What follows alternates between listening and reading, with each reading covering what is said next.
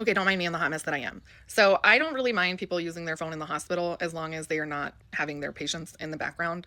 And I have seen where some hospitals where if you take a picture with the patient, maybe they're a celebrity where people get fired. So I kind of understand that.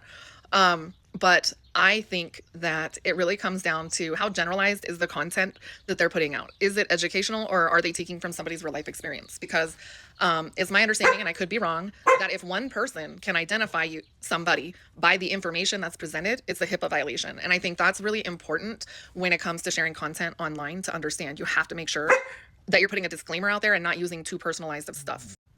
Now, normally, if you have signed your informed consent when you are getting treated by a therapist, there may be something in there that says they might consult with other professionals. But if there's not, most will seek your consent first. When I was practicing, I would say, "Hey, I'm not really sure how to answer this or how to do this. Will you be comfortable with me running it by a colleague first?" And then I'm documenting that.